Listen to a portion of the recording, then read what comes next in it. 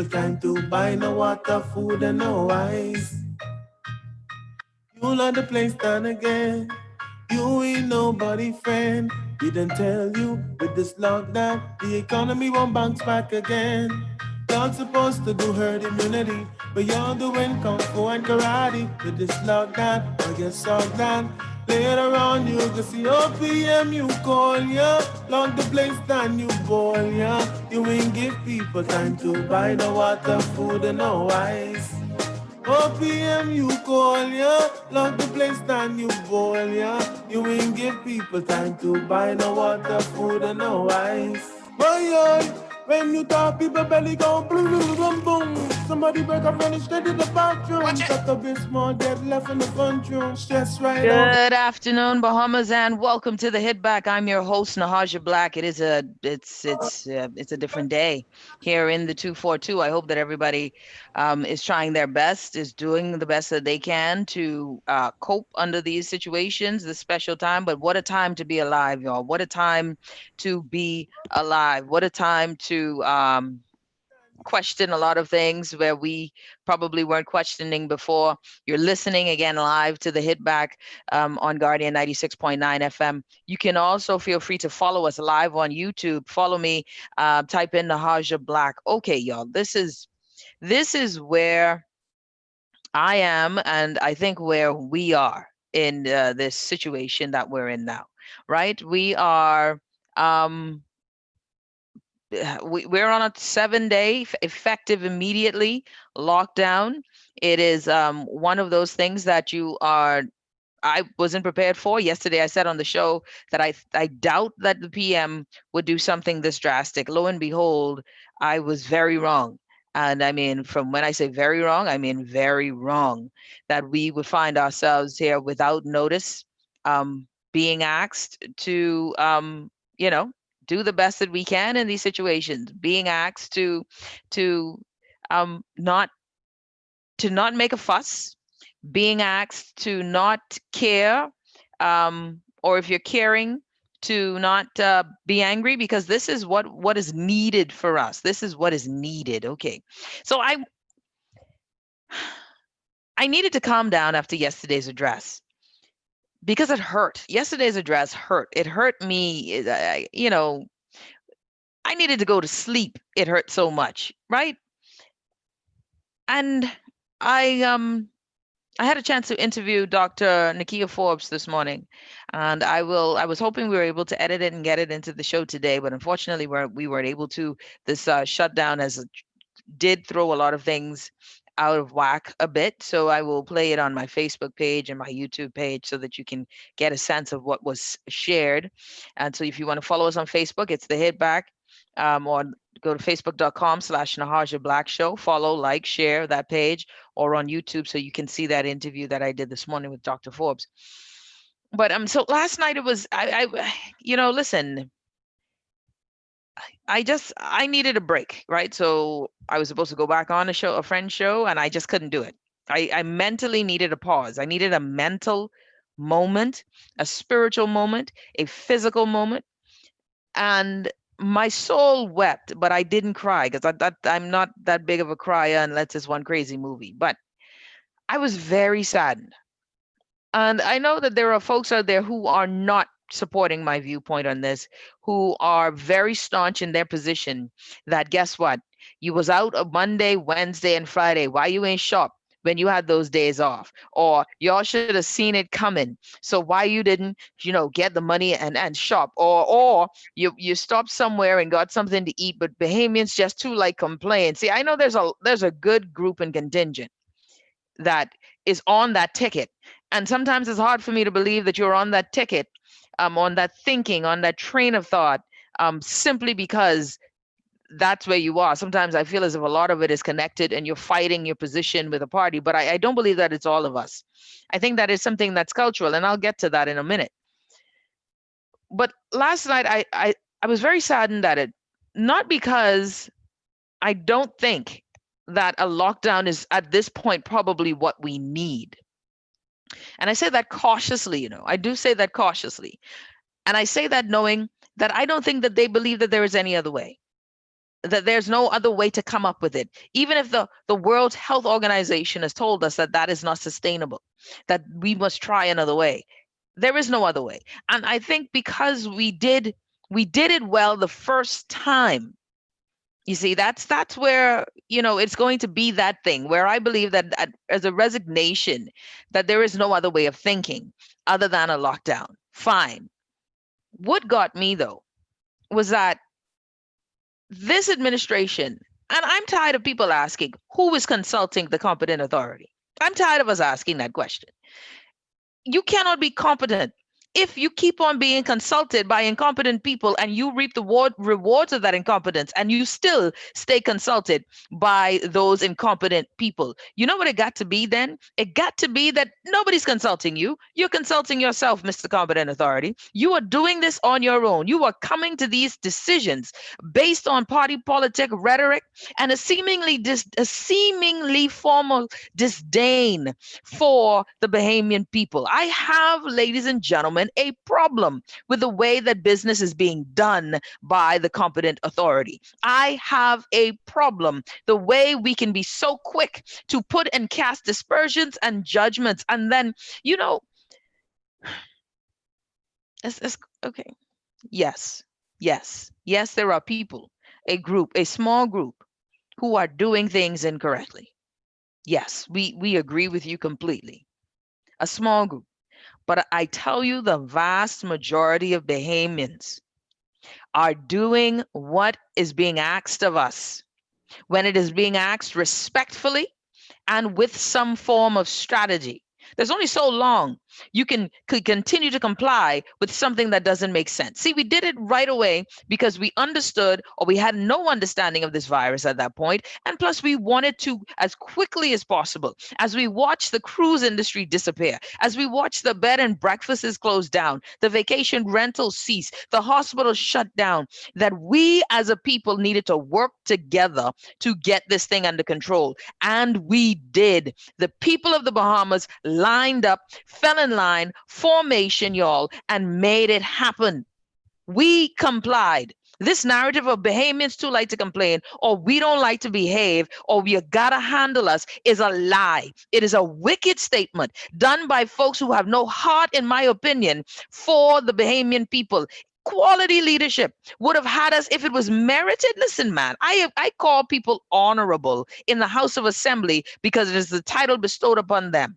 It is a title of respect. But guess what has now been happening and has shown itself strong, ladies and gentlemen? That the title is certainly just words. It is not something where you are going to see people stand up and fight for what is right, because you must tell me how many people sat in the room with the prime minister? And if you did, you need to stand up and say your name. Who stood up in the room with the prime minister and said, sir, it is not wise for you. The people need time. You could imagine if we had just had the same week that was passed with notice, stores open, that there would be a closure. Give us 1 week of notice that there would be a closure. Because you're telling me that you think those 3 days that when people were lined up, bungled on the line, or standing outside in the heat waiting for prescriptions, or waiting outside in the heat, elderly not getting the special preferences that they need, that was safer? When I had nurses and doctors tell me, Nahaja, I wouldn't stand on any line in New Providence at this point. You thought that that was more productive than giving us an extended store time for 7 good days so we could prepare? But instead, you're going to leave us with 2 weeks of foolish rulings and ineffective orders, and then out of nowhere, decide that this is the strategy you're going to take and give no notice? Is this the way we do things? Is this the level of competence for a leader that wants to govern a free society? Ladies and gentlemen, the Bahamas was a mark. The Bahamas was a place that had pride, where we bestowed and we could show off some level of competency. This administration, and in particular, my prime minister, who I voted for in Kalani, has brought us to utter shame and ruin. And I am disappointed, highly disappointed, deeply saddened when I hear mothers crying on the street today saying, how y'all have no heart? How am I supposed to get Pampers for my children? There seems to be such disdain for the poor when you got to go to the water pump because Perry Christie them never fixed the water pump in Centerville. Never put plumbing for people in Engliston. Listen, when y'all realize how serious this is, because y'all must be out of touch. Y'all can't be in any way, shape, or form in a line in NIB with your dignity being impaired every day, standing out in the hot sun. These were men and women who went to work every day, did shift work every day, on a model of an economy that we told you over and over was unstable, on a model of an economy that benefited the rich and made laborers of the poor, the model economy that we were suckered into, that helped to, in my opinion, reduce the need or the desire for higher level education, because you could have made $600 a week. But things change, eh? Things change. As we looked into the World Trade Organization, as we looked at models of trade that wanted to make us labor, these same Bahamians who were part of a system where we had 4 and 5 major hotels, but when Bahamians wanted boutique hotels, they couldn't get the loan. The same system here is the one that got husband and wives together unemployed in their house, but now they got to go on a line with NIB only to be told, sorry, your name ain't on the list. Or when they used to get their money straight and you're telling them, listen, ladies and gentlemen, you got to go through a new template, a new entity without any notice. When you got businesses that made $4,000 and $5,000 a week and you're telling them they have to shut down, and guess what? If you need anything, you could get a loan. But right now, all we could do is give you $150 a week, bringing down the lifestyle. Cause how many people have had those bills deferred for the mortgage? Huh? And now the banks are coming back. Yo, listen, man. And decency, that least what you could do was, one, apologize for the fact that you had a stupid policy that allowed people to come back into the country. Bahamians, the very ones that you scorn and have disdain for and lack of respect for, to go away to hotspots and come back and not test them or quarantine them. Huh? At least acknowledge that you screwed up. At least acknowledge some rules you went ahead and gave it to special people to have exemption while the rest of the businesses suffered and languished because of these hard rules. But no, worse than that, you come today.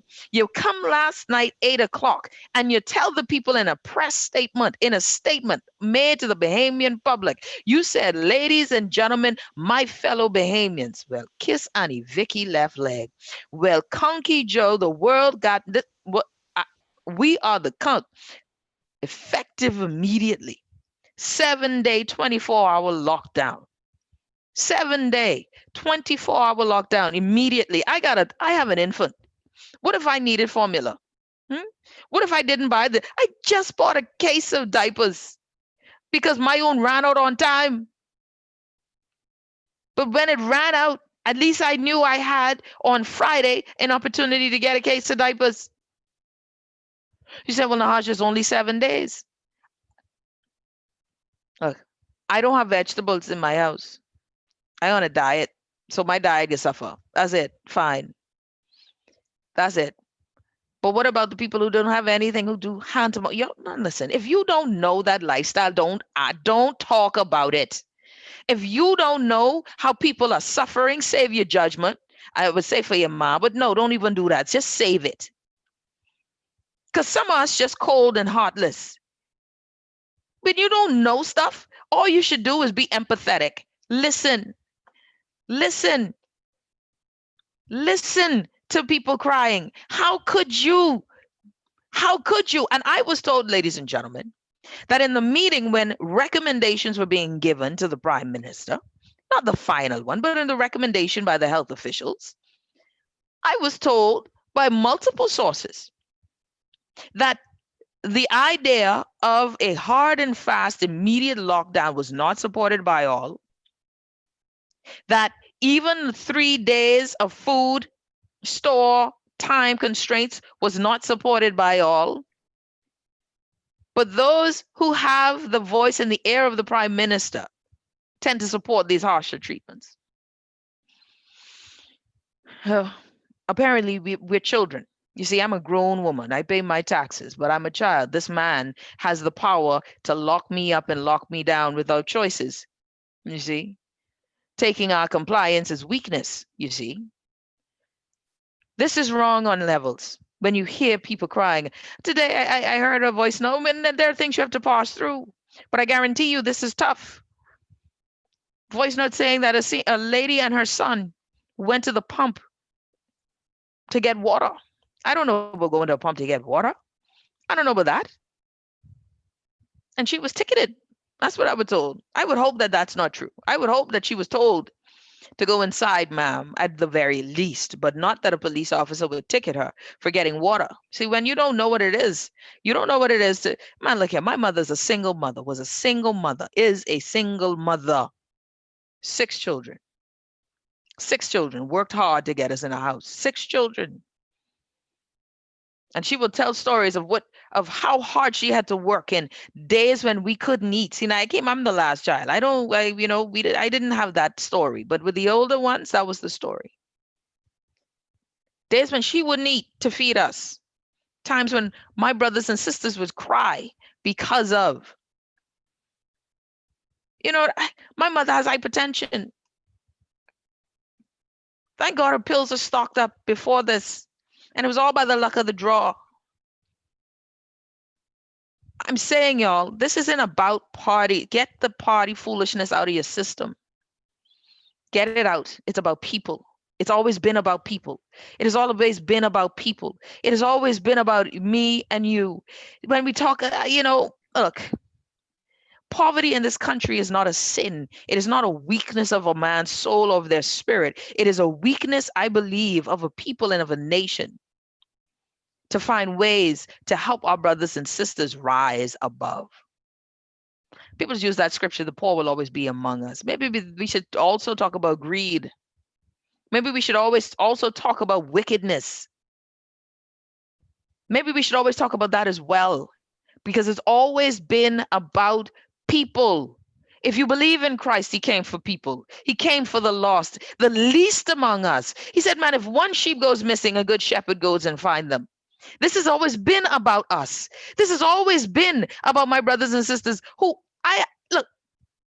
I don't subscribe because I was able to learn. God has blessed me, favored me.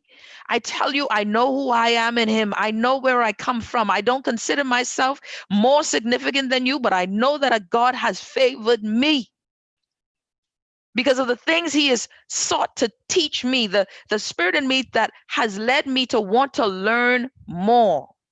I don't need, that's why degrees don't move me. I don't need a degree. It is a blessing from God. It allowed to open doors.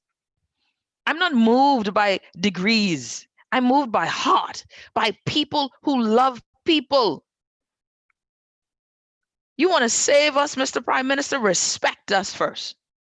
You want to save us? I need someone to save us from you. You think, my good, sensible people. We look, sensible people around the world and Bahamians at large. Most of us, we will have to do with what we have to deal with. We don't want this. We understand that this virus, the longer it's around, the longer we are going to have to deal with this foolishness. We understand that. We want to comply. We want to help you help us. But you see, one thing that you haven't shown, Mr. Competent Authority, Mr. Prime Minister, is that you're able and ready to do the job. You've shown favoritism. You've allowed Dwayne Sands to fall on the sword, knowing full well that it wasn't just him. What happened to Mr. De Aguilar? You've allowed people to misspeak and misrepresent the Commonwealth of the Bahamas in international stakes. What is going on? We still don't know when or how was the consulate for Miami reprimanded. We still haven't been told what happened to the old band files. We still haven't heard the report or seen the audit for BPL and the firings. We still know that you're in court and the government is being sued for that.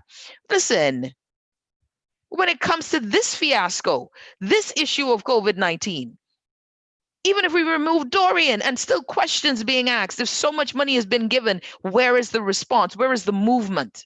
Where is the pace that should be had? How are we still spending $7 million on domes that can't even come to half complete?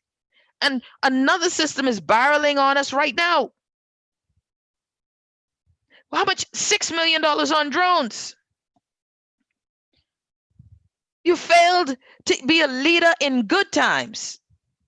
Now in crisis, we're expecting for better leadership, but you come and smack your gums, my fellow Bahamians, every time. I just don't know. when a people dread your words, you understand how serious that is in a level of traumatic stress when we dread your words. I didn't even hear the supposed idle talk or fake news. I didn't even hear it. I didn't know I was supposed to get a voice note telling me that I missed that idle talk and fake news. But people and their dignity being, dealt with a blow every day. When they go to NIB or when they try to get monies that was put in, this is their money. Okay? And of course, listen, government spending is still taxpayers' money. The revenue is ours. Who else is the government supposed to help when the country is in crisis? Who else? What you gonna do? Hold up on our money that you got for us? This is the purpose of the funds. I don't want my state to be a social state. I don't want us to be needing the government for survival. This is not the way you want to build a society. But you've got to be far more compassionate. We cannot be adding more emotional stress on an already stressful time. 18 people have lost their lives. 18. That's a lot of people. I don't believe in folks being expendable. My mother is not an expendable option. My mother-in-law is not. I am not putting myself in harm's way. Hence, I'm doing this show remotely. Okay? I'm not interested in being a part of a cause that believes that this is a hoax, or I'm in none of that. We need to get it sorted and fixed, but I guarantee you need to come with a more humble heart and spirit.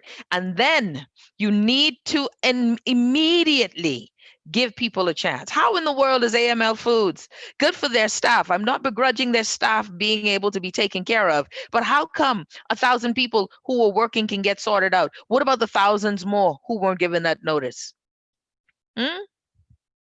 What about the thousands more who were not given that opportunity? Mothers who got children, y'all don't know what's going on in this country, man. To feed children, women are sleeping with people they don't want nothing to. People are being taken advantage of in this time. Taken advantage of because you need to feed your children. Come on now. But we gonna judge, right? We're gonna judge. Poverty is not a crime. Poverty is not a weakness of will. Poverty can be systemic. In this country, it is getting worse. The ever increasing gaps of inequity. But we are seeing the wealthy heading up the areas that are directly affecting the poor. But ask them in their 12th generation self, when was the last time they were poor? When their lights get cut off for no reason, when did their backup generator not kick in? Are their children in this country? Do they go to school with you? Have you ever seen them? But they want reverse citizenship. This is who's leading us right now. I've never seen such blatant forms. There is no way you can tell me that this is the people's time. It is not the people's time.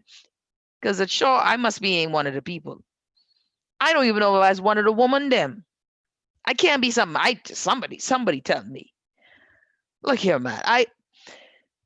We as a people, as a nation, we must mourn with those who mourn. And we got to fight with those who fight. Today is not a day to play politics. Today is the day when we say, it ain't me who crying, but my neighbor's crying. I hear his or her cry. I can't imagine what it's like for a brother who was a breadwinner to have to look at his children and look at his wife and go out and hustle. But when he tries to hustle, you lock him up.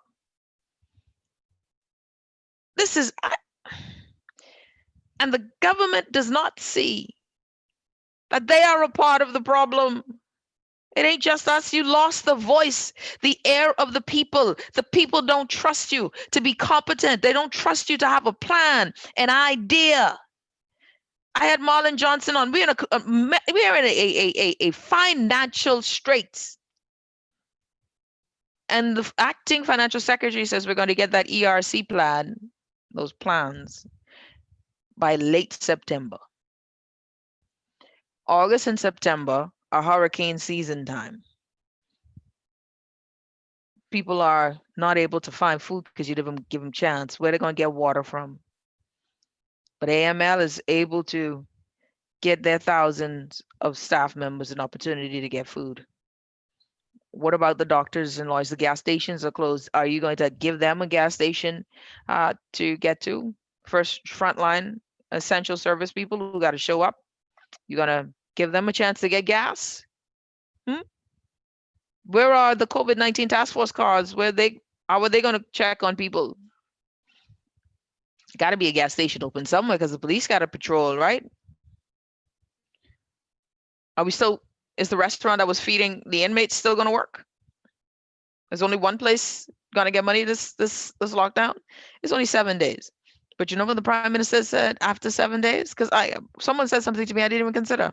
Said, Naja, there are a lot of people who do not have a refrigerator or space in their fridge, meaning you got a small one to hold 7 days worth of food. I can tell you myself, my fridge can't hold all that meat. I'm on a diet. I can't even have that sort of fancy diet right now. I gotta go on a fast. And that is the least of our, come on, man. My issue and someone else, y'all hearing people now crying out? This is our country. Would you have believed that this would be our country, that our leadership, buddy? I don't care what y'all say. I really thought that last administration was the worst. But buddy, we have reached beyond the depths of bad. This prime minister is by far the worst prime minister this country has ever seen. And that will be Dr. Minnis's legacy. That will be his legacy, being the worst prime minister this country's ever seen. That's my Nahaja Black's opinion. You could have yours. Feel free. Now I got to check and see if we have any callers before we go to break. Arlie, if we do, let him through. Caller, you're on the hit back. All right, let's take a quick break. You're listening to the Hit Back with Nahaja Black. We'll be back right after this. Hi, you're on the air? No, I don't want to go on the air. Okay, we'll take a quick break. We'll be back after this.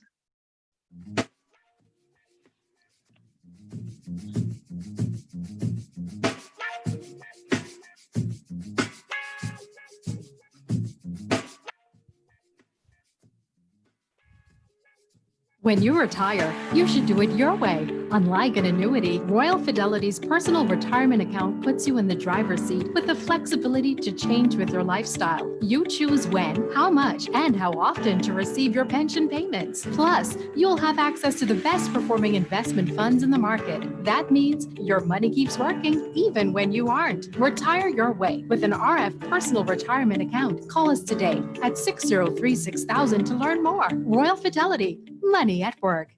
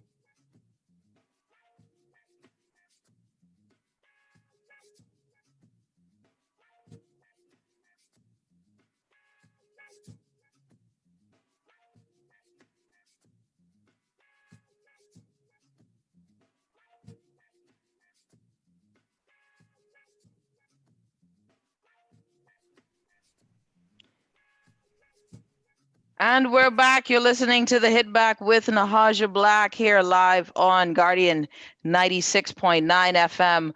Okay, so I'm getting a message saying that the Prime Minister reconsidered. Let's see what he said, because I gotta see what's going on. We're gonna have Dr. Gilbert Morris joining us in a few minutes. I've been making a slight challenge, sending Dr. Morris my link for this stream. But we got a lot of texts and questions that are coming through. So let's see if we can try to get through to them right now. Someone says to me, and I need to read this to see if that's the case, because that's what I was looking at to see for sure. Someone says, I think the government has zero chance of solving this problem. Oh, someone says, no, you're on fire today, Nahaja. And say, keep on going. Says, here we go, two-footing around. We have now a press statement here. Statement from the Prime Minister. In the past few weeks, there has been a disturbing rise in the COVID cases. And so this is where it's going to get interesting. Y'all ready for this? Let me see if y'all ready for this one. So we got it now. On Monday, the 17th of August, I made the announcement of increased restrictions for New Providence with immediate effect in order to save lives. My first priority is always to protect the health and safety of every Bahamian. However, after I spoke Monday night, Bahamians from all walks of life raised concerns with me. From these discussions, two things are clear. There is a broad understanding of the need to lock down New Providence in order to control and slow the spread of COVID-19. However, it is also clear that families and businesses need more time to prepare.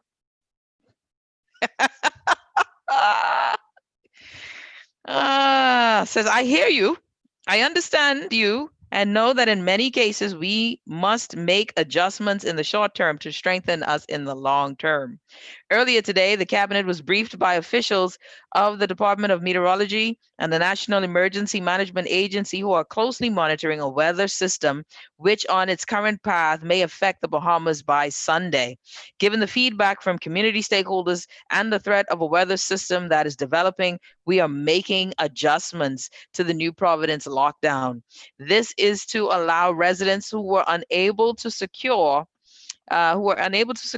sufficient food,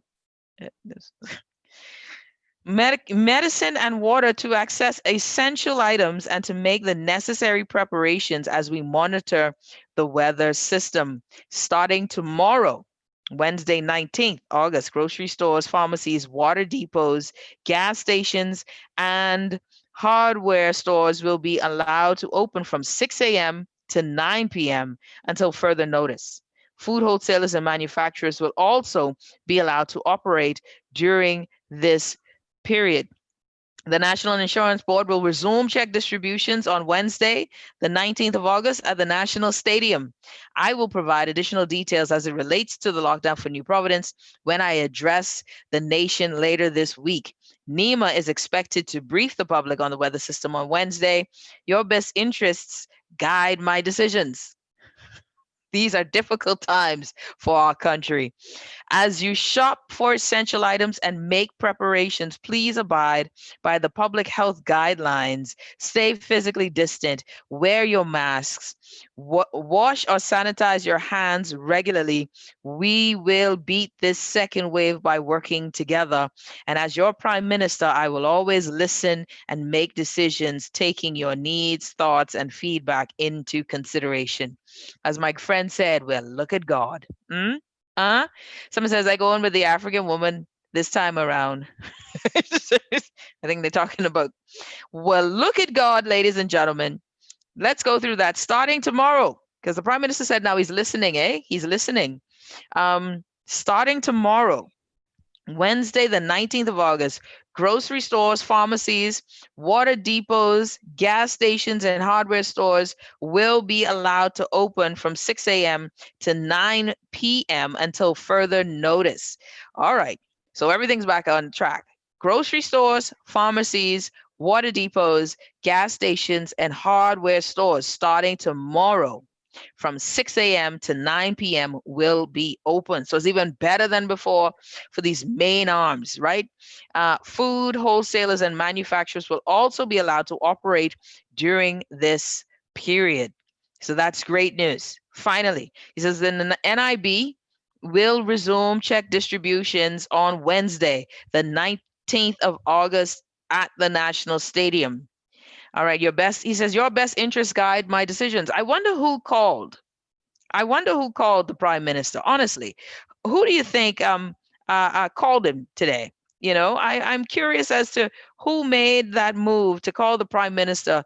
Was it all of us? Was it the cries on the street? Was it the police locking up protesters? Or was it AML Foods saying, AML Services and Businesses saying, you can't do this to my people?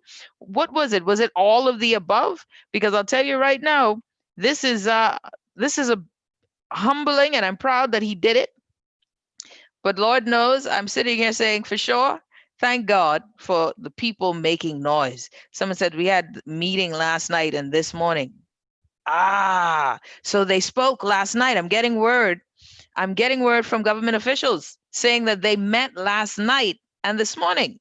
So from my government official who's texting me, can you tell me a bit about, when did y'all learn about it? When did you learn about it? Because I would like to know. Yes, of course, he sent me that. Of course, I read that. I would like to know, how did that decision go? Yeah, please give me some more details. I would appreciate you, government official, for talking to me. Slip me a little bit more in my DMs, yeah? Because that's what we need. So now, ladies and gentlemen, tomorrow, the prime minister is going to do open us back up. We are now going to be allowed to be free. And we're going to have joining us, Dr. Gilbert Morris will be joining us as soon as possible on this to talk about those ramifications of a lockdown. So tomorrow morning, 6 a.m. to 9 p.m. until further notice right now, because of course, and that's come on, man. I why it needed to come to this, but I'm happy that he's doing it. But why did it need to come to this? Why did it need to come to this, y'all? Why did it need to come to this that we needed for the, and you know what's so funny about that post, to me, was that he said, his concern was us and he needed to listen to us. That was a late listening. But without further ado, the one and only, one of my favorite people in all of the wide world, a brilliant Bahamian, a true patriot of the country, and a man who I consider definitely a mentor to me. And once my husband gives the thumbs up, you must be solid people. The one and only Dr. Gilbert Morris. Doc, how are you? Can you hear me? Great. How are you doing? Well, that's yes, good. I can. Can you hear me? Yes, I can hear you loud and clear now, man. Doc, it's good to see you. It's good to see you, my friend. We are in peculiar times, eh? We are in quite peculiar times. I'm exiled in the country in which I was born. That's Yeah. a very difficult thing to do. Without a doubt, right? Just now, breaking news is that the Prime Minister has reversed course on the New Providence lockdown. And when we say reverse course, not everything is open, but we are starting tomorrow. Grocery stores, gas stations, NIB will also be open. The wholesalers, hardware stores, they will be open from 6 a.m. to 9 p.m. for people to prepare. And I wanted, before that was even announced, I wanted to get your take on just this other lockdown, on an economic framework. But now that we hear that this is opening up, what are your thoughts? I just want to hear your thoughts. Just let it rip, Doc. You will remember in January, on your show and other shows like it, I argued that we should not lock the country down. Mm-hmm.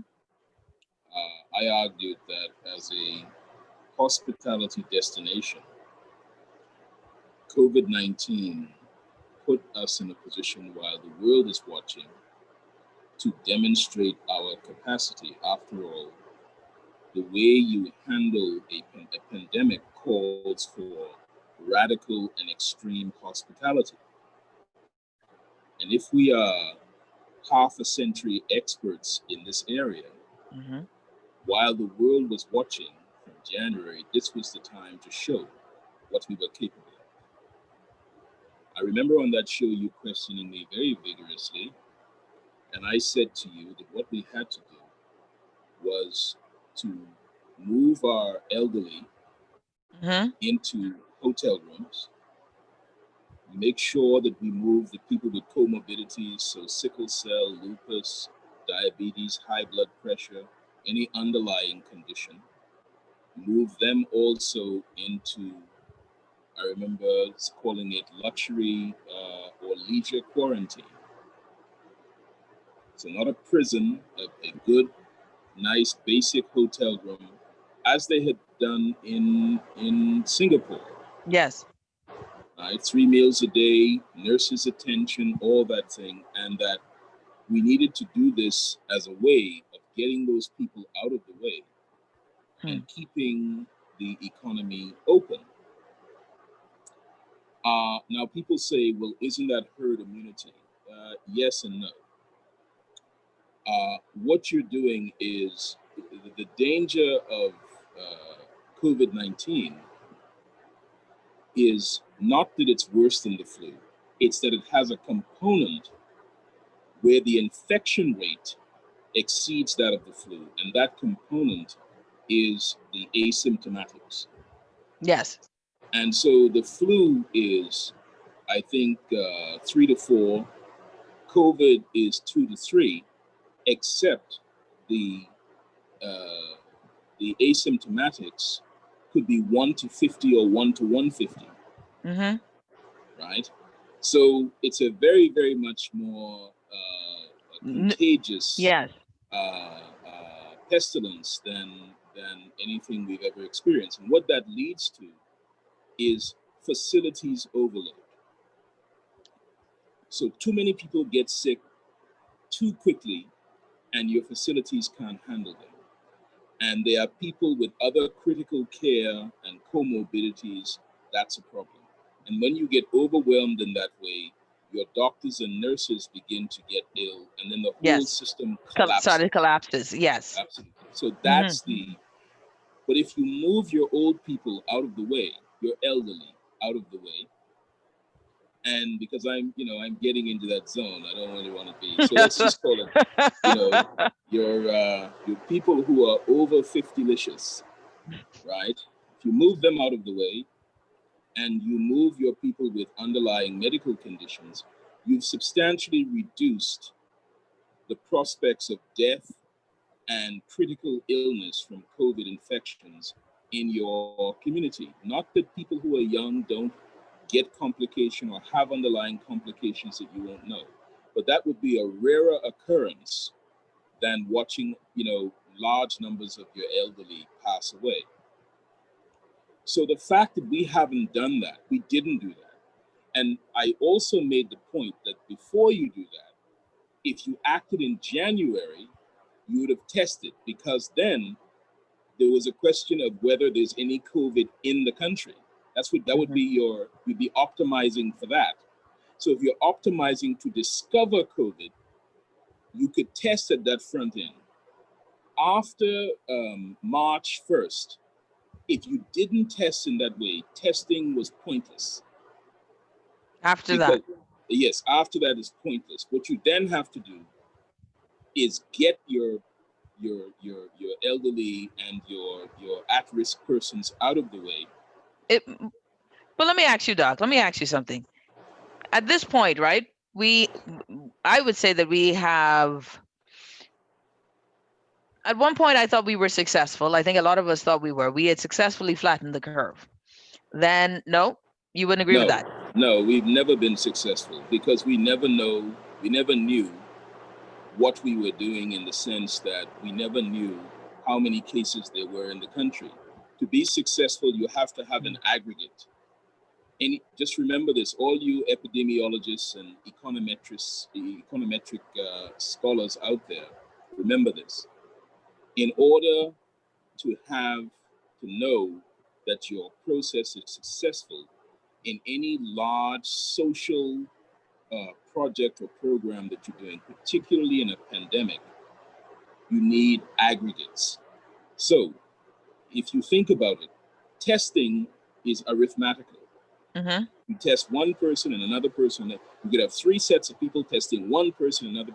But the infection from a super spreader, a asymptomatic person, is exponential. Yes. Very true. So Very as you're true. testing, the people being infected are tripling. So Right. you end up in the same position again. So it's kind of like the butterfly effect. COVID-19 is not something you can stop or that you can even know. So then what do you do? Okay. As someone who has, you've seen a lot in your, your 50licious era. Um what do you do now? Let's go to the solution side of it. What do So we do now? I think I said this publicly, and I think we should all support the Prime Minister and the administration, and we want them to be successful. We need them to be successful.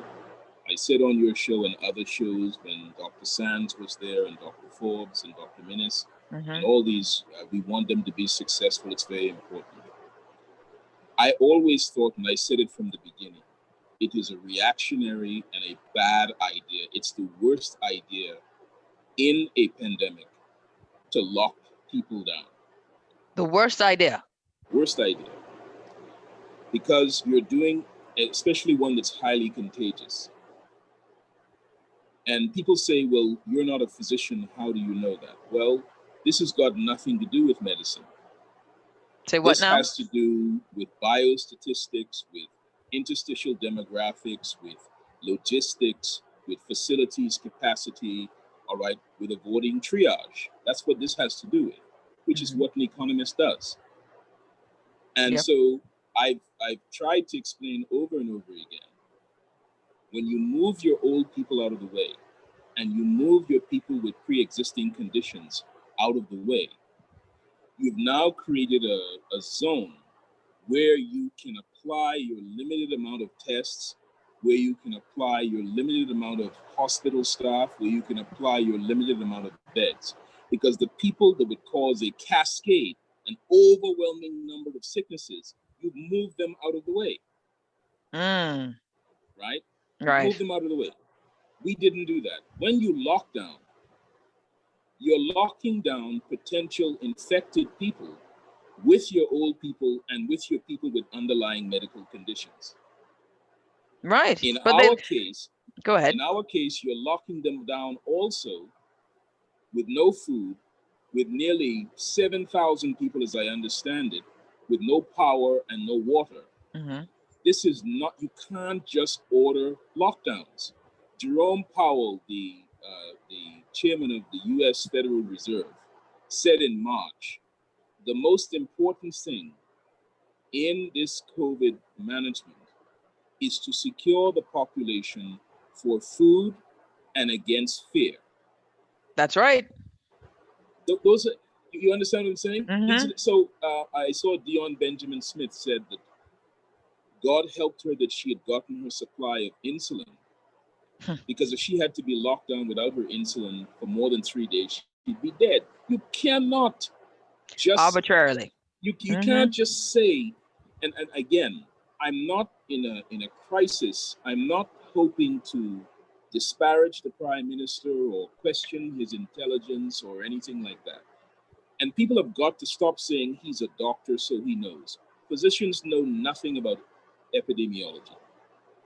Unless they're an epidemiologist, right? Yes, they're not epidemiologists. You have econometric scholars, you have actuaries, you have and epidemiologists are those two things. They study econometrics and they study, actuarial science, and so that they understand things like exponentiality, super spreading, and all that sort of thing. So the key thing to understand is that the situation that we're in now is because we made some bad decisions. The thing to do is not to allow our actions to determine our next actions. The thing is to have a strategy and have our actions determined by the strategy. Because if our actions keep determining other actions, we will just be chasing our tail all the time And we made several mistakes. So by accident or whatever we didn't know how many infecteds there were in the country. We opened the country up. You will remember I said on my Facebook page 1,000 times, open to what? I kept showing the cases rising in the United States, and I would say open to what? 27 states where the infections are rising, open to what? You cannot open to the United States. There were people who, when I said in January that, number one, this will last until July of 2021, that the US will be in no appreciable state until then. And I said that an election coming up, so you've got the elections, you've got BLM protests on the street, and you've got COVID-19. We have to come up with a strategy that presupposes that America ceased to exist. I said that on your show. You're right, and I agree with you. And so, and my point was that now, forget about the CDC, forget about all these other agencies. We have to look in our own environment and ask the intelligent questions. What is our priority? If our priority is to save life, you move your old people and your people with pre-existing conditions out of the way. Yes. The first dollars you spend are in conjunction with hotels to provide for those people. If you say, now look at how that works. If you say, but eventually we have to get back to the economy. Well, when you put your old people and your people with pre-existing conditions in hotels, you have to put staff there to take care of them. When you decide it's time to allow certain guests into your economy, that staff that was taking care of your pre-existings and your old people are now the trained staff who now know how to do COVID-free zones hospitality. Yes. Yes. So when you make the right kind of decisions, those decisions then drive good decisions all the way through. A pandemic is a place where when you make a bad decision, then you make a reactive decision, then every decision you make after that is probably going to be bad. Yeah, well, I think we're in the midst of that right now. Doc, Yes. Don't go anywhere. We're going to take a quick break. When we come back, more with Dr. Gilbert Morris. We're going to, what can we do at this point? If you haven't heard, the Prime Minister has stepped back on his decision. And I was told that he listened to his cabinet after the fact, because he sure didn't do it before 8 p.m. And they talked about it all night and this morning. And this is what they came up with, or what the Prime Minister said. So 6 a.m. tomorrow to 9 p.m., starting tomorrow, all the way through, you're going to be getting the food stores will be open, gas stations will be open, supplies for hurricane supplies, pharmacies, they will all be opened. And one of the things I guess we have to thank for it is a hurricane, or would it have just been the hurricane of the will of the people being frustrated? Because I guarantee you what was happening on East Street was going to start to filter in by tomorrow when things really started to wane, when there was no food left in the fridge. This is where we were at. And I gather that everyone who was arrested this morning should be let go without cause or charge. You're listening to the Hit Back with Nahaja Black. Dr. Gilbert Morris, we're talking about the lockdown that is no more. At this moment, the lockdown has ceased at this moment.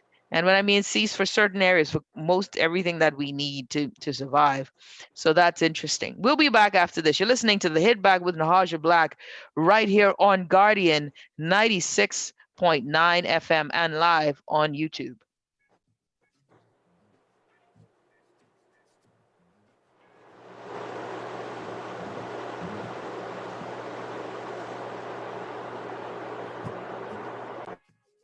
This is Guardian Radio 96.9 FM, Nassau, Bahamas.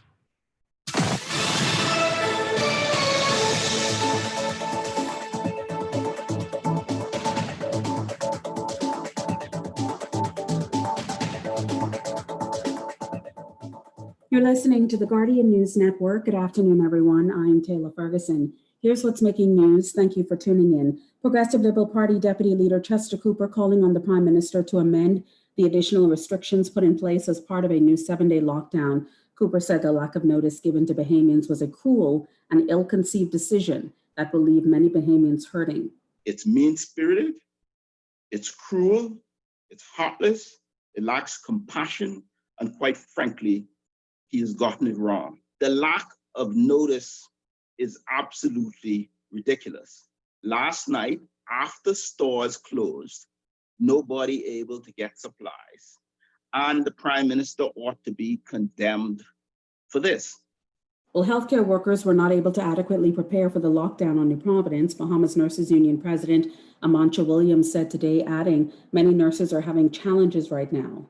We spoke with one of those nurses today.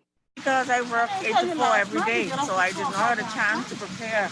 And I would like to come and do some stuff in a day because I have elderly parents at home and I need to make sure that's straight. Prime Minister Minnis announced a more aggressive 7-day lockdown Monday night after a recent surge in COVID-19 on New Providence. The lockdown prohibits essential businesses like grocery stores, private pharmacies, gas stations, and water depots from opening on the island.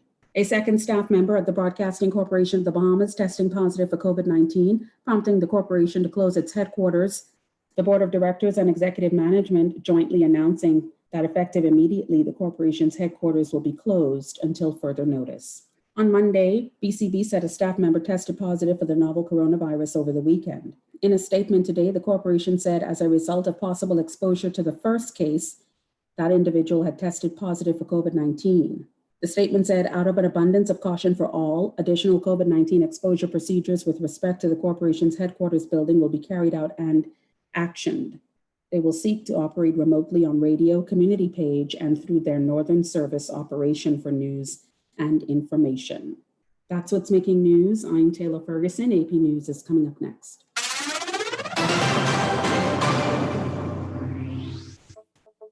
Tired of banks forcing you to use technology to bank the way they want you to? Your convenience is important. So no matter what your banking needs, Commonwealth Bank's friendly staff are always available in branch for that personal one-on-one service. But when you choose technology, our online and mobile banking app offers you state-of-the-art functionality. The choice is yours. Commonwealth Bank. Bank the way you want. Coronavirus update. I'm Tim McGuire with an AP News Minute. Postmaster General Louis DeJoy says he will roll back some operational changes at the Postal Service that have led to slowdowns in deliveries and concerns that the service might not have the equipment or facilities needed to process the tens of millions of mail-in ballots in November. Virginia Democrat Senator Mark Warner has heard from the constituents. They couldn't get the mail delivered. They couldn't get their drugs. Dr. Anthony Fauci tells a town hall organized by Healthline that unlike New York City and state, other places in the country need to drive down positive tests for the coronavirus below 1%. There are parts of the country where it's 15, 18, 20%. That's really high. You've got to get that percent positivity. So the percent of the tests that you do that are actually positive has got to be a very low number. Johns Hopkins University reports more than 170,000 people have died in the pandemic out of the nearly 5.5 million confirmed cases in the U.S. I'm Tim McGuire.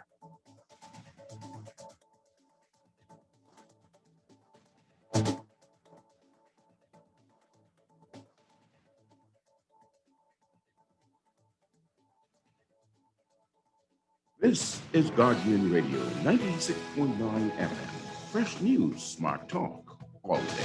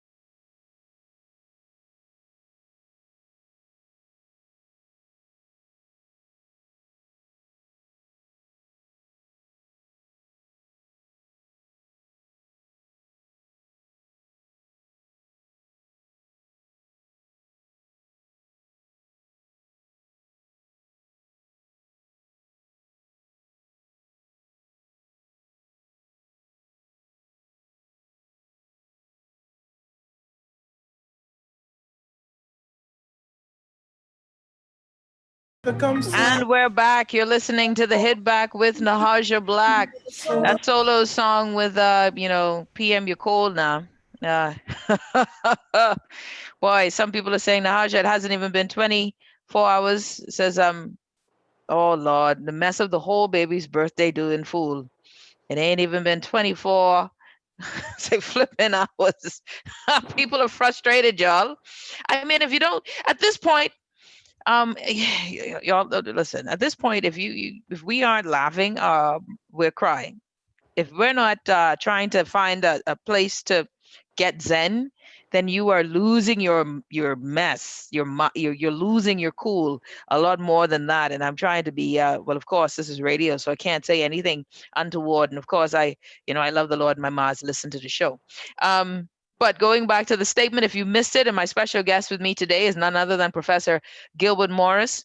A statement from the Prime Minister, the most honorable minister, on adjustments to the new Providence lockdown.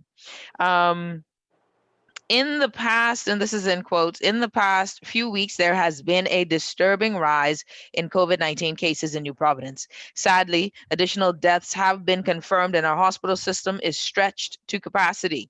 In coordination with our public health team and through conversations with community stakeholders, it was made clear that the only way to beat back this deadly virus would be to extend lockdown provisions with more restrictions. On Monday, right, 17th of August, I made the announcement of increased restrictions for New Providence with immediate effect in order to save lives. My first priority is always to protect the health and safety of every Bahamian. However, after I spoke Monday night, Bahamians from all walks of life raised concerns with me. Now, previously in that statement, he said he spoke to all the stakeholders and they agreed, right? Somehow they came back from all walks of life and had a complaint. Says from these discussions, two things are clear. There is broad understanding of the need to lock down New Providence in order to control and slow the spread of COVID-19. However, it is also clear that families and businesses need more time to prepare. I mean, you ever heard that line, no bleep Sherlock? I feel like that's the like really? You needed us to come back and tell you that? I digress.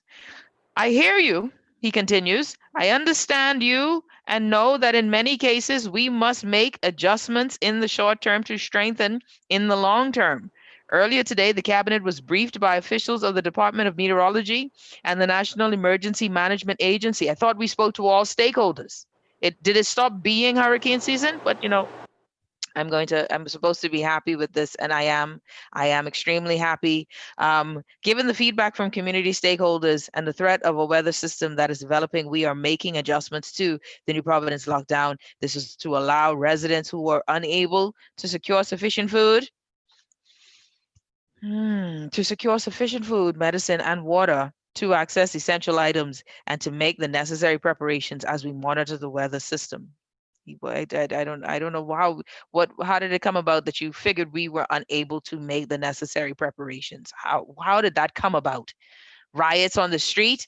Or maybe when you were speaking to health officials and health officials told you or recommended not to do a sudden lockdown. Did you not hear those stakeholders when they said, some of them, not all, because all of them, there's some who agreed with this level of special in a strategy. But there were some very smart health officials who did not recommend this, as they did not recommend the last 2 weeks, 3 days of shopping. So don't come on a slide. Just say, I screwed up, my people. I apologize. I have a heart. I have a soul. But anyway, let's give it to the hurricane system that is afoot. This is to allow residents who are unable to secure sufficient food, yada, yada. Starting tomorrow, Wednesday, the 19th of August, grocery stores. This is the good news, y'all. This is the good news. Starting tomorrow. So breathe. Don't go run out your house now. Apparently, they might still lock you up. But starting tomorrow, Wednesday, August 19th, grocery stores, pharmacies, water depots, gas stations, and hardware stores will be allowed to open from 6 a.m. to 9 p.m. See, you see how sensible that is? You see how sensible that should have been from last week?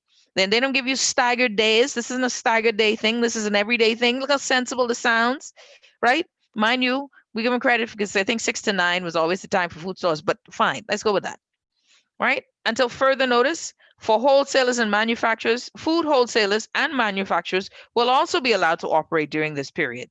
The National Insurance Board will resume check distributions on Wednesday. Okay, with check distributions, I'm thinking that banks will be open because if we get a check, I need to cash it.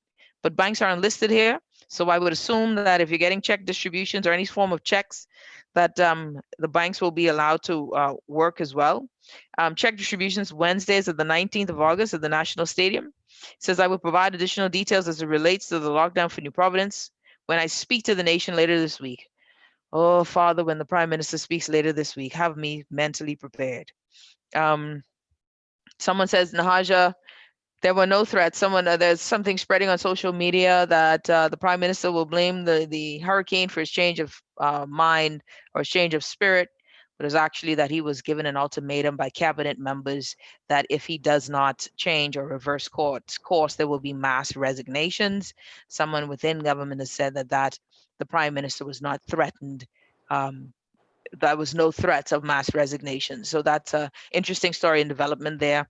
I think, though, some of these members of parliament have to build up a spine and say, well, that's a bridge that was too far, and actually be members of parliament for their constituency rather than yes men and women for the supreme leader. But we digress. It don't get you nothing other than fired, and then if you pity up and you can get your job back like Travis. But we digress. Dr. Gilbert Morris here on the show with us. Doc, okay, I had to reread that for my audience, and we are, man, look, Doc, when people say the Bahamas is not a real place, does that cut your spirit? I don't like hearing it. Well, it's tough. There are a number of things which, in this whole process, which has concerned me. So, as I said, I wrote an action plan. A local business group retained me to write an action plan on January 20th. I delivered it on February 2nd. And it called for all these things. No lockdowns, raised $300 million to feed the Bahamian people for the next 11 months, a program for education that's based on television, cable channels rather than the IT platform. Because giving children laptops just make them susceptible to criminals and people like that. Yeah. Their uncle is going to sell it and, so on. And so all this stuff was in there. And I know it was seen at all levels. It went to 18 countries. I think it by now up to 26 countries. And so it was there, and it was an action plan based on an analysis of the top 10, the best 10 countries. And it's very interesting. If you take the best 10 countries and you split them into 5 and 5, the best 5 are by orders of magnitude better than the second 5. Really? Yes, by orders of magnitude, much better than the second 5. And that's because the top 5 essentially did the same thing in different ways. So Japan, you haven't heard a thing from Japan's prime minister. No speeches, no statements, no nothing. Because in Japan, they have a culture that is about personal awareness. So they have social distancing built into their culture. They don't shake hands. They don't. Mind you, they do go on trains, but you'll remember in the 1980s, only the Japanese and Michael Jackson wore masks, right? And so they had that as part of their system. So as soon as this happened, bang, they were in tune. Same thing with Hong Kong. Hong Kong was in the middle of a violent set of protests. As soon as COVID-19 came around, they adopted the necessary position and immediately they entered the top 10 of jurisdictions in the world that handle COVID well. If you take Singapore, you've heard from Singapore's prime minister more than any other prime minister, and Jacinta Ardern in New Zealand.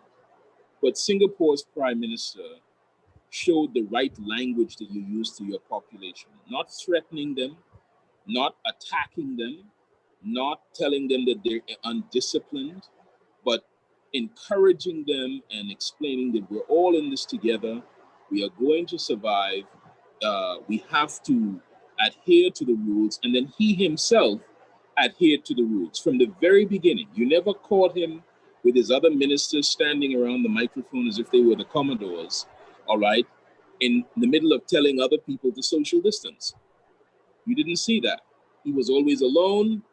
When they had meetings, it was 4 people at a conference table, 2 at each end and 1 on either side with the appropriate masks and so on. So I am concerned about a number of underlying things. So for instance, and I'll give you a number of them and then you can pick which one you want to thread into. I don't like the idea of politicians blaming the Bahamian people. Thank you. Yes, the Bahamian people are quite spirited. There's no doubt about that, and God knows we've had our frustrations. However, politicians cultivated this lack of discipline, induced it and cultivated and exploited it when it was convenient for them.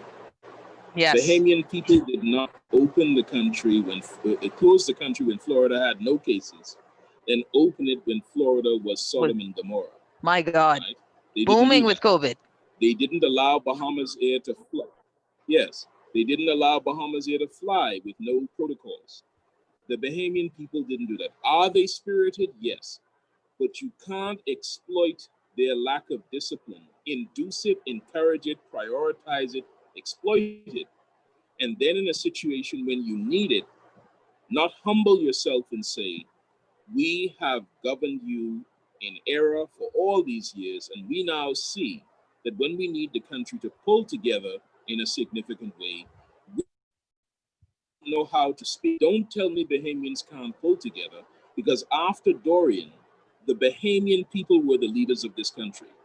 They were the ones who showed community spirit, love for their fellow man. That's right. Directed by no one, not That's pastors, not politicians.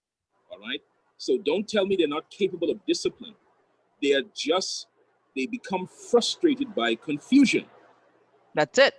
And when you're you calling have it, Doc. confused them, say you have confused them, that's possible, because I said in the beginning as well in January, a pandemic is a process where you have to learn, unlearn, and relearn strategies. Because that's the nature of it. Yes, it's always changing. People condemn Dr. Fauci first for saying you may not need masks, then saying you need masks. Well, he's a scientist. At the point at which he said that, he said you may not need it, but in the future, and when that future came, he said you need masks. And we have to understand what scientific methods are about.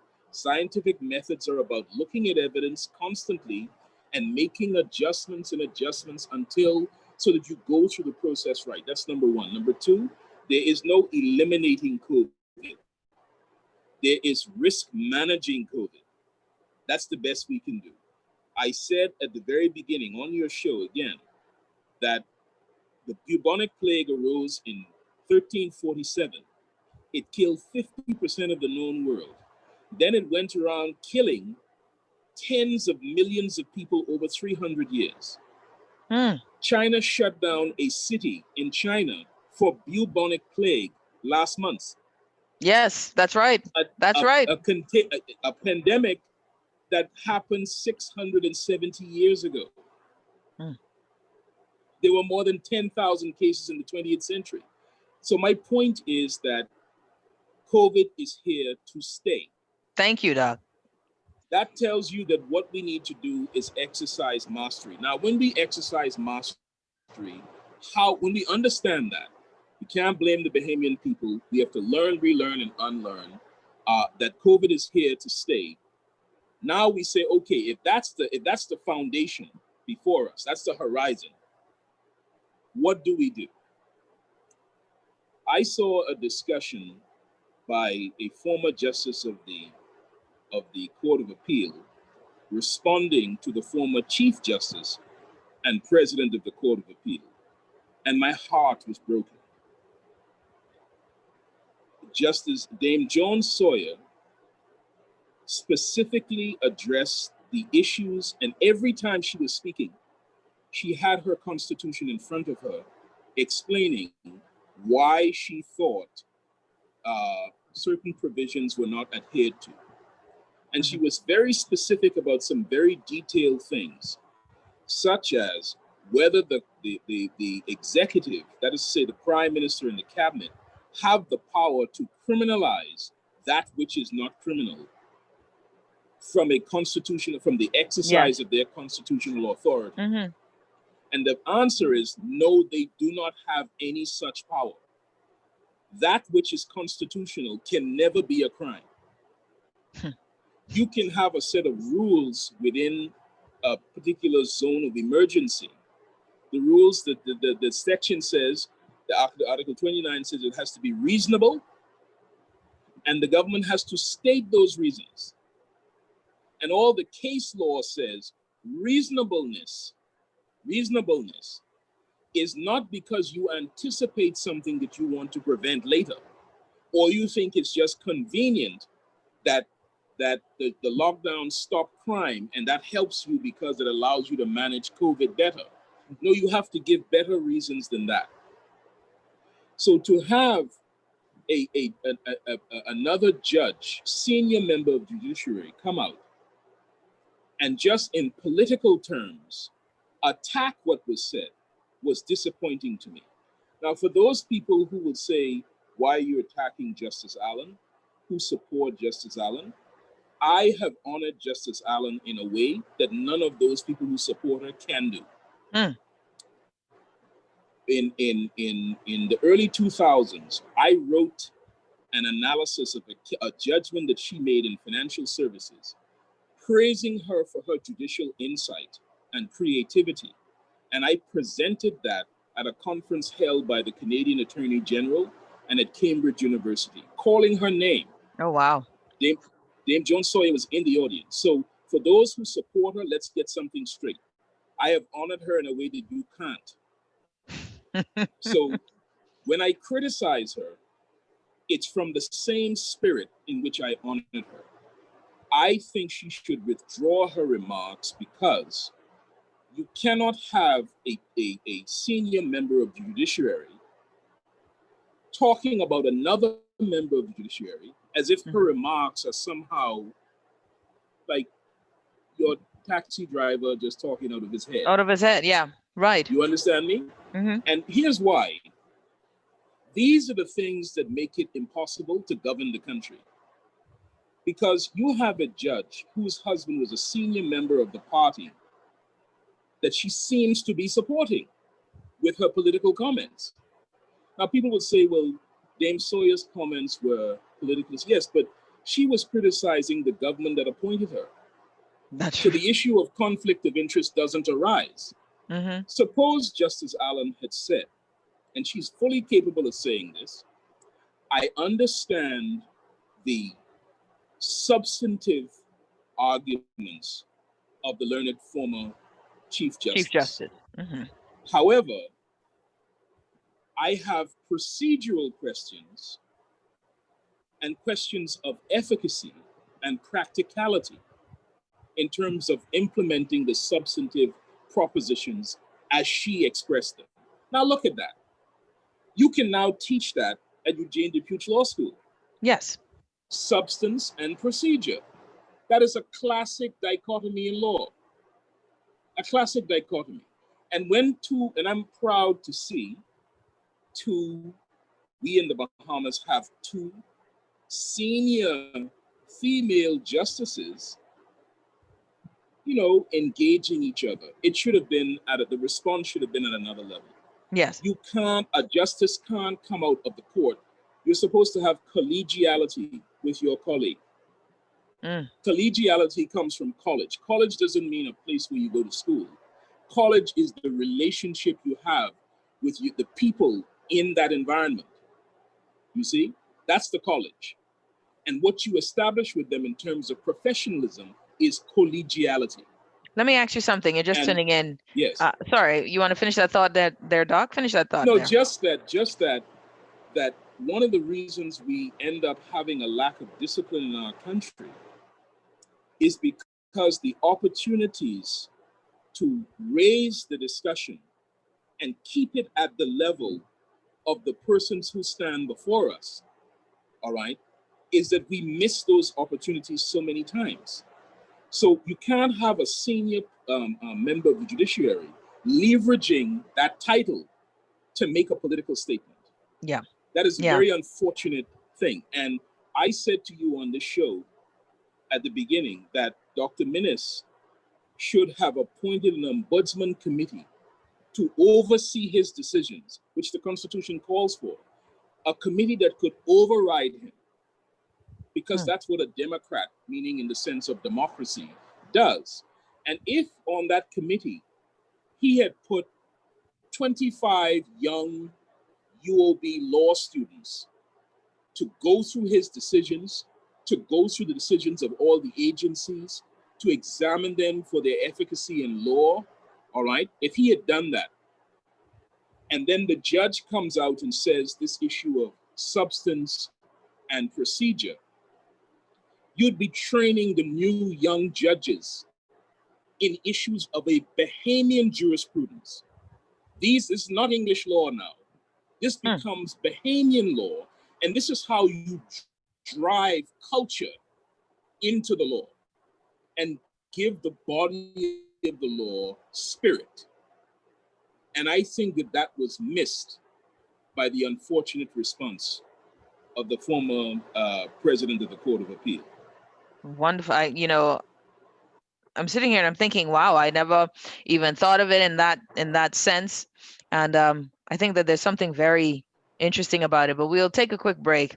When we come back, more with Dr. Gilbert Morris, and then coming to the tail end of the show, we'll have Apostle Benjamin Smith join us, really to wrap up this show today. I think that there's something important about really, look here, I've heard so much today in terms of heartbreak and heartache. I've felt anxiety. I think we are divided as a people. We want the best out for the people, but we don't know what that is. And so we're going after each other. And I think sometimes you just need a word of prayer. And I've invited the good apostle to join us coming to the end of the show. But when we come back, more with Dr. Gilbert Morris. We'll be back. You're listening to The Hit Back with Nahaja Black right here on Guardian 96.9 FM.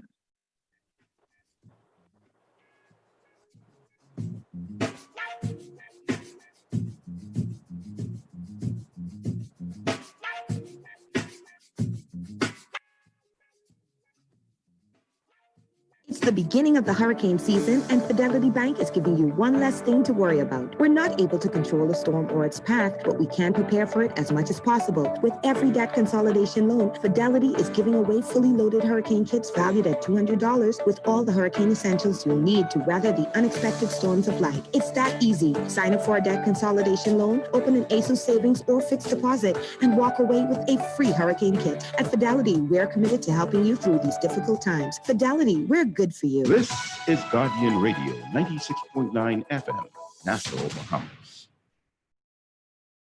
Then the people say you're treating them like children. PM you call, yeah. Lock the place down, you ball, yeah. You ain't give people time to buy no water, food, and no ice. Oh, PM you call, yeah. Lock the place down, you ball, yeah. You ain't give people time to buy no water, food, and no ice. Now, first of all, I don't know who don't advise them, but y'all gotta be thinking from the ashiest part of y'all ain't y'all crazy, eh? Now, Mr. PM, you sign up for this. You understand? But you gotta put right where right is. What you did wasn't right. No, sir. Now, if the kitchen too hot, you need to hang up your apron. But you can't treat grown man and grown woman like children. And we're back. You're listening to The Hit Back with Nahaja Black. We're streaming live on YouTube, y'all. YouTube. Go to type in Nahaja Black, subscribe, share, like, all of the above. We've got my good professor in here, Dr. Gilbert Morris. Doc, just unmute yourself there for me so we can get this show on the road. All right. And someone says it's by TV and video. It's on streaming live, so you can feel free. So here we have it, Doc. Now we've had the Prime Minister, and I give him credit. He's made the adjustment. I'm not going to wrangle why he did it. I'm just glad he did it. He made the adjustment. I think that the time makes sense from 6 a.m. to 9 p.m. Don't restrict the hours. Don't restrict the days. And if you're going to make changes, let's make those announcements. Give us some time before you set that deadline so that we can know what to do. But of course, now folks are going to need to get their NIB money as much as they can. NIB needs to figure out how to make this process easier. So that people can get their funds. Tomorrow when we stand on the line, it's been a terrible weather. You were going to add something, Doc? Yeah, I mean, why is it that I don't understand why we're issuing checks still. I know. Checks. And there's some challenges with, well, I had the Minister for National Insurance on, and he said, well, we're issuing checks because some folks don't have bank accounts, they had a system with Island Pay that they moved the funds to this app. But then there was a learning curve. I spoke to a lady who was getting her funds directly deposited to her account, and she said all of a sudden it's somewhere else. She then gets on the phone to figure out where it is. They tell her it's on this app. She doesn't know what an e-wallet is. They have to walk her through this e-wallet, but she can't see or receive her funds because now she needs a new NIB card, and NIB is not issuing cards. Everything is just a little bit more difficult for some reason, Doc. But we are still writing checks for those who do not have bank accounts. But see, this technology adoption always streamlines. In Turks and Caicos, they used to have the country is very small. So they used to have a commissioner who knew everybody's grandpa. So when you come to him and you say, my name is Sydney, for your passport application, he said, boy, hush your mouth. Your daddy name is Tom, and you're Tom Jr. And he just write Tom Jr. on you. So you have all sorts of people, their birth certificates say one thing. That's right. And their passports say another. So true. When you technologize, this is why I say we have to do things within the confines of our own culture. When you then go to technology, the technology wants only one of those names. That's right. It wants only one. But in our culture, it would have been a running joke to say, well, my date of birth on my passport and my date of birth on my birth certificate are two different ones because the commissioner or whoever it was or somebody they got it wrong by a, yep, instead of a 2, it's a joke. 7. Yep. But as soon as technology comes into play, it doesn't want things to have multiple entries. And that then produces hardship at the back end. And so you're right. The learning curve is not for the end user. The learning curve is for our governments and administrators to learn how to implement things in their own culture.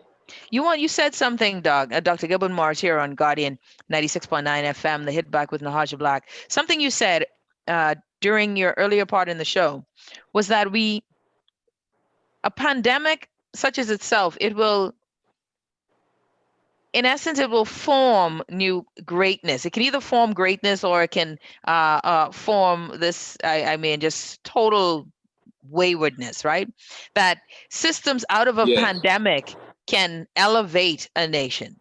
And I'm wondering, because you mentioned, if we had at that point, and I don't even know if we still can, I don't know what your thinking is, but if we had at that point, use the hotels to house our elderly, and to house those with pre-existing conditions, which I think are a lot of people, which I don't know if we have enough hotel rooms for all these people, but it's interesting.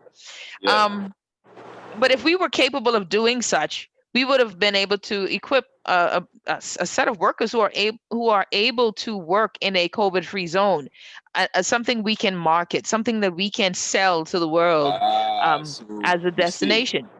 It has this way of generating expertise. So Singapore took the #1 airline in the world, Singapore Airlines. Singapore took the staff of Singapore Airlines and put them in the worst COVID conditions. Oh, God. Right? To help doctors and nurses and so on work in these COVID, these hospitals and medical centers where the migrants were with COVID. Why did they do that? take these prestigious people from this prestigious #1 airline in the world and do that. Because they knew that in the end of 6 months, these prestigious people would have a prestigious knowledge, because you can't learn how to deal with COVID at 35,000 feet. If you That's deal right. with the worst conditions on the ground, that's the training you need to be able to master it. And so people now feel the safest airline to travel on is Air Singapore, Singapore Airlines, because they have been trained in how to handle COVID situations. Dubai is doing exactly the same thing. And in fact, it's turning its entire country into like an iPad of anti-COVID propositions, a COVID-free zone. And the other thing that COVID does, or pandemics do, is they test the flexibility and reflexiveness of your administration, because they show how quickly you can learn, relearn, and unlearn processes, and how you learn how to communicate that without frustrating and confusing your public. So if you look at a basketball game, a good basketball coach is one of the humblest people you can deal with in the middle of a crisis. Only seconds to go, your superstar is tired, you've got a guy who hits 50-50 of his shots, and you have to design a play to trick a coach who was your trainer, your mentor, and win the game. That means you have to be humble. You have to accept what your players are telling you. You have to be open-minded. You have to learn and relearn and unlearn in seconds. And a pandemic, that's how we should be living in island states, island nations on the regular. But a pandemic arrives and shows us how we have failed to do that and teaches us how to do that. So if I were prime minister, I wouldn't be making these decisions. When I say that, I don't mean the decisions that the prime minister has made. I mean, I would have a task force between myself and those decisions. I would tell the task force, this is what I want to achieve. Exactly. I want Bahamians to be fed. I want them to have power, water. I want them to have internet. And I want to be able to speak to them on a regular basis. And I want to speak in thoughtful terms like FDR in the fireside chats during the Depression, right? Like the Prime Minister of Singapore, like Mia Motley in Barbados, right? We're all in this together. We have enough money to feed you.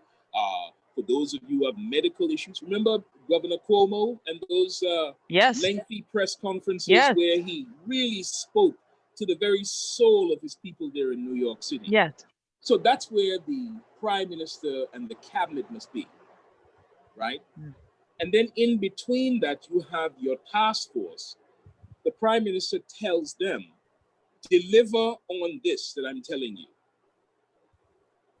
You have your legal group, they say, prime minister, actually, you can't do that. You can't do that. So we've written for you the right language and the right procedure, all right?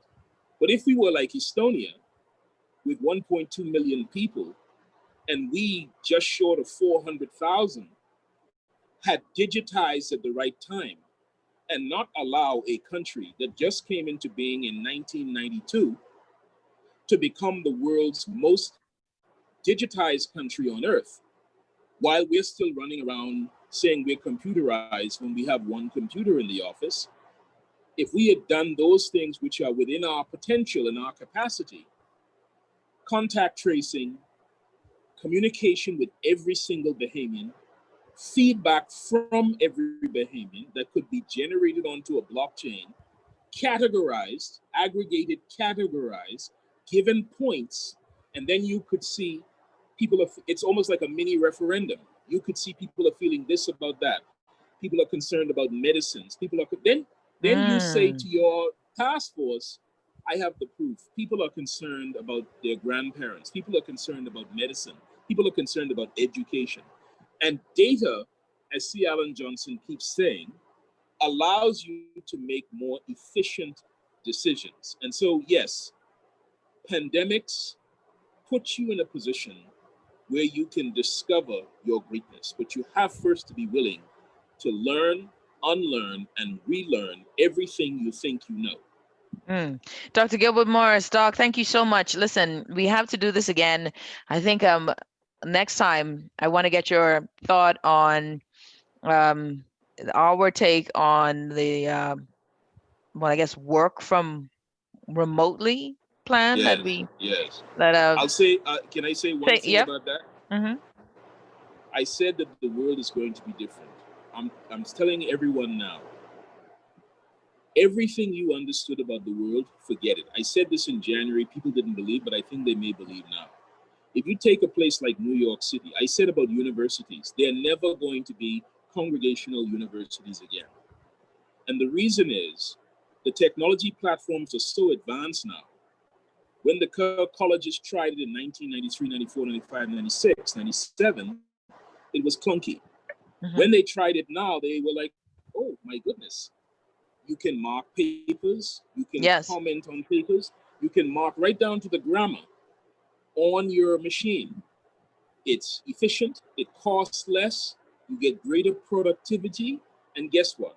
I was assisting a colleague of mine who was applying for the presidency of Morehouse College, and I was able to show in his strategy that Morehouse could have 100,000 students worldwide based on Dr. King's reputation that he went there. So Morehouse is actually underperforming as a physical brick and mortar entity, and it can maximize its brand as the school that taught Dr. Martin Luther King as an online entity.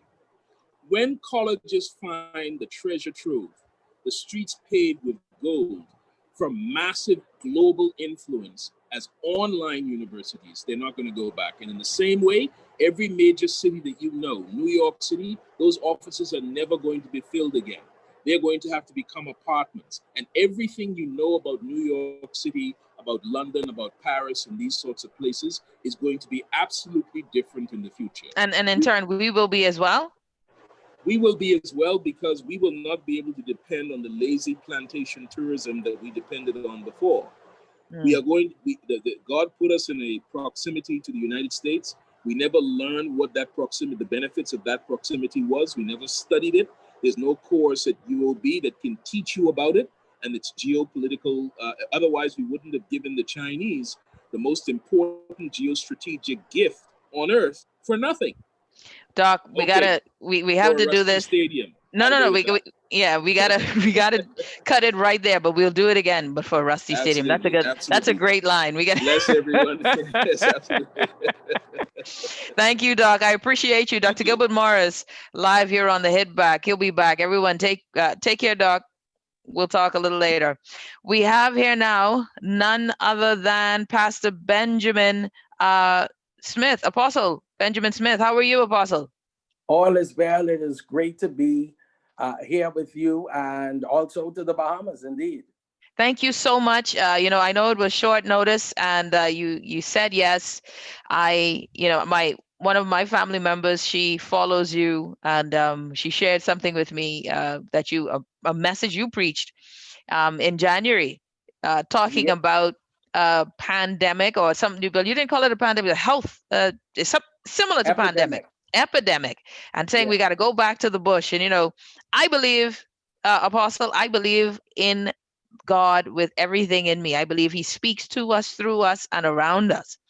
And when I heard that that prophecy, then I was like, you know what, this apostle on to something, boy. He's hearing something, and he's hearing God, obviously, not something, because child, look at us now. And that was in mid-January, right? Yes, yeah. That's about right. I said, I wonder what you thought of today. What is in your spirit today when you look at us? And I know we only have a few minutes, but what is in your heart today? Well, first of all, what comes to me is Proverbs 29. And there in Proverbs 29:18, of course, it says, where there's no vision, people perish, or people cast off restraints. Where there's no redemptive revelation of God, the people basically, it becomes uncontrollable. It becomes a chaos. And where there's no order or law, it creates anarchy. And so what we are finding is that we are in a season where there must be strategic planning. There must be those that would understand how to have long-term goals and plans, because in the midst of a crisis, one of the things that must be done is that you must create opportunity in the midst of it. We can't do anything about it because, you know, a crisis is an event that you have no control over. And the only thing you can do is to prepare. You have to engage in terms of strategic level planning and to think about our generations ahead of us. One of the things I wanted to say very briefly is that 100 years ago, because a pandemic comes every 100 years, whether it's a pandemic, plandemic, whatever you want to call it, we are still in the midst of it. And the thing is that because we are in the midst of it, 100 years ago, tourism did not exist, but there was a pandemic called the Spanish flu. Yes. However, 1918 to 1920, it existed. And so here in the Bahamas, our great-grandparents would have gone through that. And if that is the case, and I believe it is because we are here, obviously they survived. The question is, how did they survive? I believe they survived through agriculture and fisheries. Yeah. I believe that they survived because our grandparents went to the field between 3 and 5 a.m. They were found in the fields. Whether it's dealing with corn, it was dealing with potatoes or onions or even pineapples that came through. Eleuthera, tomatoes, especially coming out of Cat Island and the other islands, sisal, sponging, all of that was during those times and those ages. So I believe, biblically speaking, where we are really at the beginning of sorrows. This is what Jesus calls in Matthew 23, 24, 25. This is what he calls the end in terms of the birth pangs. He says, when you see these things of pestilence and famines and earthquakes, etc., he said that not to be troubled, but to be of good cheer because he's overcome the system. What we are up against is that, you know, we're dealing with systems. We're dealing with communism, you know, neo-communism, socialism, the democracy. And it is now a neo-democratic type of concept that is out there. Yeah, neoliberalism. Exactly. And so because of that, the people must have a mindset in terms of how to dominate, how to take ownership, how to move forward. And we must protect the sovereignty of ourselves, the sovereignty of our nation, because it really has nothing to do with the political divides. We are still one country, we are one people. And when one suffers, all suffer. You know, and this is one of the things that, you know, crisis tends to bring unification. It also causes us to reprioritize and begin to revisit the vision. And I believe that, you know, in this time, the Spirit of the Lord is speaking because we are finding that the weather patterns have been haywire. There's a lot of spiritual unrest. Spiritually speaking, we are under attack. There's an intensification of warfare. And that is also because of the oppressive spirits that are moving globally around the world. The spirit or the strong man that is behind the pandemic that causes a panic and mass hysteria is the spirit of fear. Yes. And so God has not given us the spirit of fear, but of love, power, and yes, of a sound mind. So, you know, we must pray for our nation. That's why he said, if my people which are called by my name would humble themselves and pray, seek my face, turn from their wicked ways, I will hear from heaven, I will forgive their sins. But the last portion is where we have to deal with. I will heal their land. If a land is in need of healing, then it means the land is sick. Yes. And therefore, the leaves of the tree are for the healing of the nation. It's for the healing of the nation. Pharmaceutical companies can do as much as they can. Medical companies can do as much as they can. But our forefathers that went through the pandemic 100 years ago, I am sure that they more than likely lived off the land. How we have the history of cerasee and aloes and catnip and you know, the mango leaf and this other leaf and the next one and the soursop leaf, and we can go on and on. On and but on. The thing, on and on, but they survived. And they survived because they had a plan. They had a strategy in place. See, I'll say this finally here. Joseph, during the time of the famine, if we remember, he had to interpret the dream of Pharaoh. The government has a dream and a vision. We're not talking about politically speaking. I'm just talking about governance in general. And Joseph had to interpret that dream. Joseph had to interpret that dream.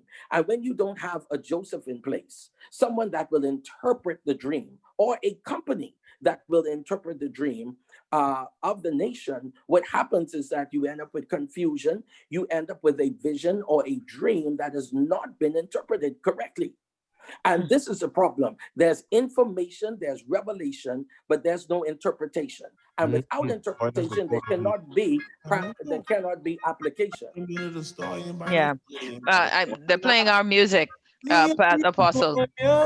We have to do this again. I promise you we will. You're listening to the Hit Back. Apostle, we have to do this again, and I think we should do this weekend. Yep. I mean, this Indeed. Friday. Okay. I am ready. Everyone, you're listening to the Hit Back. Apostle Benjamin Smith joining us here when the Hit Back with Nahaja Black. Everyone have a great day. We will see you all tomorrow. Apostle, thank you once again. It was a pleasure. We didn't even come close. All right, everyone, take care. We will see you all tomorrow. You're listening to the Hit Back with Nahaja Black on Guardian 96.9 FM.